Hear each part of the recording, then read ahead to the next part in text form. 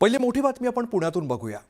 गुन्हेगारांना ठोकून काढा म्हणणाऱ्या उपमुख्यमंत्री अजित पवारांनी पुणे महापालिकेच्या निवडणुकीत गुंडांच्या कुटुंबियांसाठी पायघड्या घातल्याचं समोर आलंय।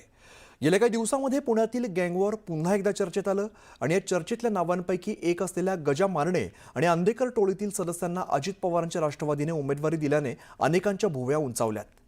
मारणे टोळीचा म्होरक्या गजा मारणेची पत्नी जयश्री मारणेला प्रभाग क्रमांक 10 मधून उमेदवारी दिली आहे, तर अंधेकर टोळीचा म्होरक्या बंडू अंधेकरची सून म्हणजेच वनराज अंधेकरची पत्नी सोनाली आणि भाऊजाई लक्ष्मी अंधेकर यांना सुद्धा राष्ट्रवादीकडून उमेदवारी अर्ज देण्यात आलेला आहे।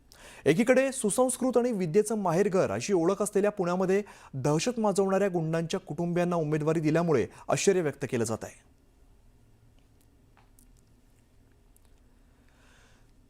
दरम्यान अजित पवारांच्या राष्ट्रवादीने कोणाकोणाला उमेदवारी दिली आपण बघूया। तर पुण्यातील कुख्यात गुंड गजा मारणेची पत्नी जयश्री मारणे यांना उमेदवारी अर्ज देण्यात आलेला आहे। तर पुण्यातून तडीपार गजा मारणेची पत्नी जयश्री मारणे यांना खून आणि खंडणी आणि गंभीर स्वरूपाचे गुन्हे दाखल आहेत।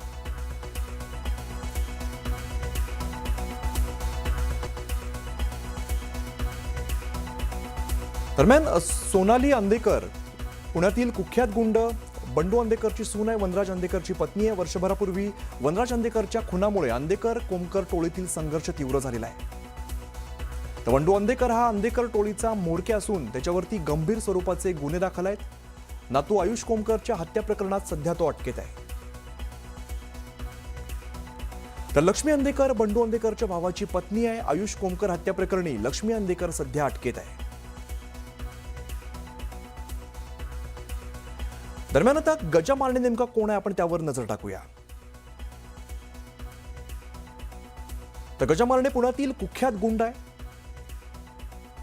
मारणे टोळीचा म्होरक्या म्हणून त्याची ओळख आहे। अमोल बधे आणि पप्पू गावडे हत्या प्रकरणामध्ये अटकेत आहे। मागची 3 वर्ष येरवडा कारागृहामध्ये होता।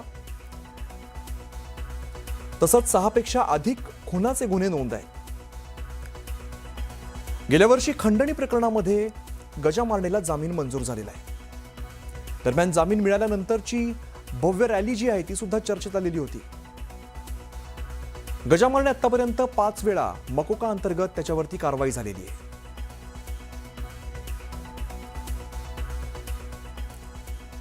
तर एकीकडे अजित पवारांवरती यावरून टीका होत असताना त्यांनीच पुण्यातील गुन्हेगारीबाबत काय भाष्य केलं होतं आपण बघूया।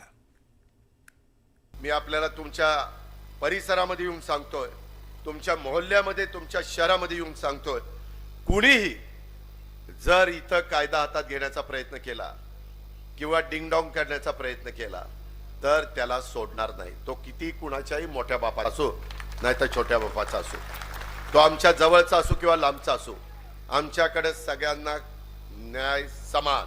आणि मग कधी कधी काही जण चुका करतात आणि त्याच्यातनं आपल्या राज्याची बदनामी होती, त्या परिसराची बदनामी होती, त्या भागातल्या लोकांच्या मध्ये दहशत निर्माण होती। ही दहशत आम्ही खपवून घेणार नाही।